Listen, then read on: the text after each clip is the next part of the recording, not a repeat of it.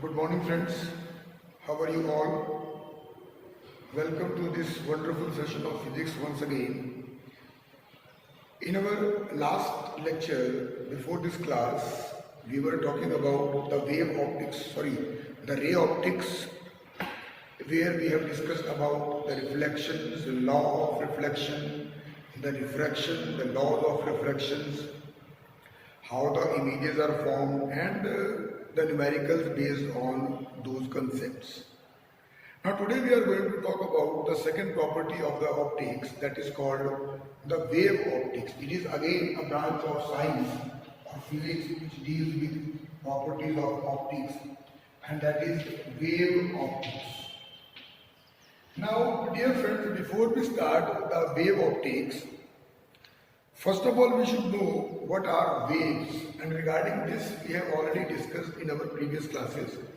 What do we mean by waves? Now, waves are basically the periodic disturbances in the medium which are created by a force. And those periodic disturbances then move in the medium, and then it also exerts the force on the consecutive particles and make them also to vibrate and produce the successive, you can say, the waves. So in this way, the waves propagate in the medium. So basically what we have studied now is waves are the periodic disturbances created in the medium which move in the medium and make the other particles also propagate in the same fashion. Now if you remember, in our previous classes we have studied about the two types of waves. Depending upon the nature of their movement, depending upon the nature of their propagation, we have discussed about two types of wave. This is just a revision. The first type of wave that we have discussed was the transverse wave, and the second type of wave that we have discussed was longitudinal waves. The longitudinal waves.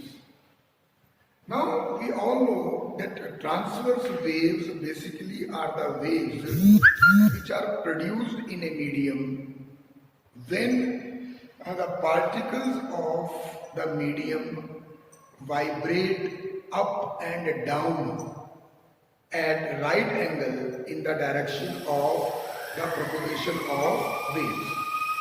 So it is the type of wave which moves in a direction perpendicular to the direction of the propagation of wave. That is what is called a transverse wave. Is it clear? Okay. I'll give you an example. If you suppose take a pebble and throw it in a steady pond, so what you will find? You will find that the point where the pebble falls into the pond, the wave starts originating from that point in all the directions, and that wave will move in the form of, you can say, up and down. You can easily see the waves moving in both the directions, up and down, and that results in the what is called transverse wave. That is what results in the transverse wave. So basically what happens in transverse wave, we find the movement of the particle in this particular fashion. So the waves are moving up and down, and this is the line of action of the motion of the wave. This is the direction in which the wave is moving. And the particles of the medium are vibrating at right angle. And you also know that this upper portion of the wave is called the crest. The upper portion of the wave is called the crest, whereas this lower portion of the wave is called as the trough. So upper portion is called crest and the lower portion is called as the trough. So basically what is the crest?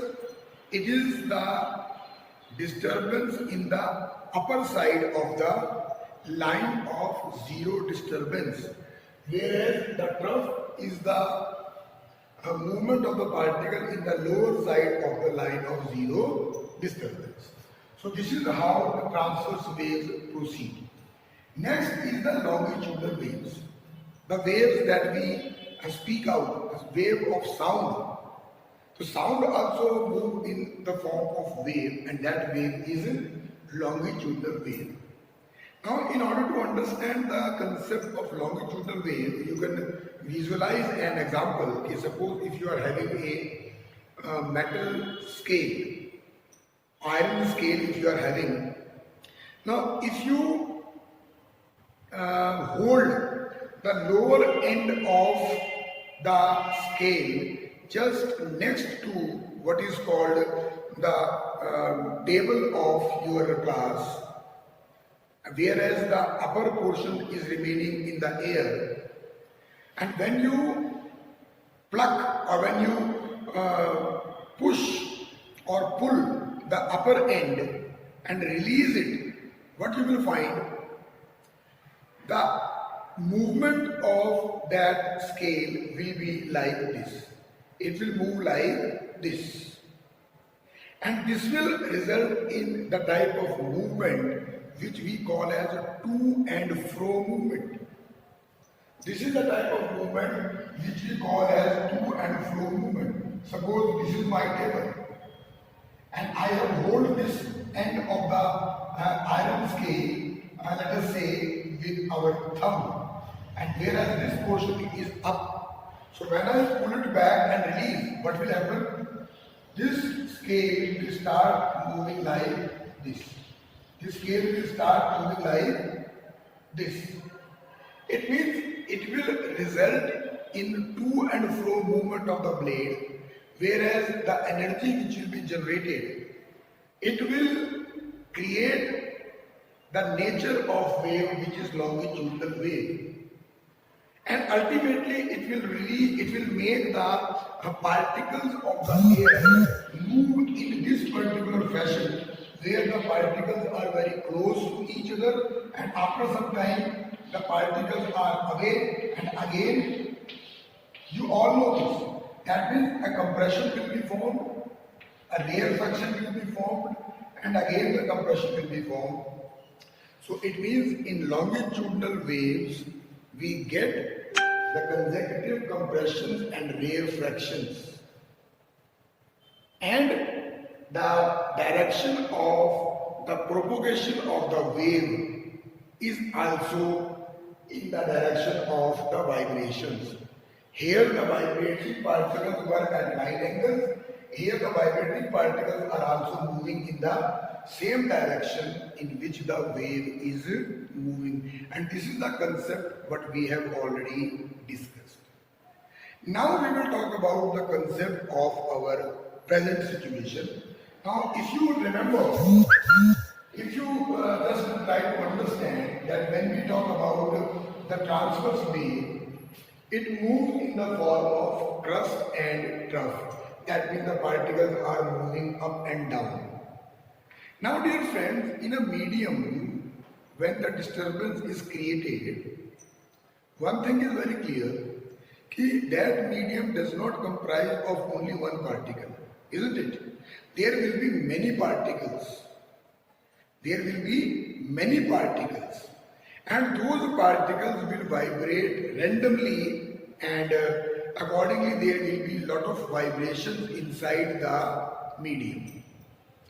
Now if we visualize all those particles which are vibrating in phase with each other, if we visualize all those particles which are vibrating in phase with each other and join them together, what we get, the path or the shape that we get, that is called wave front.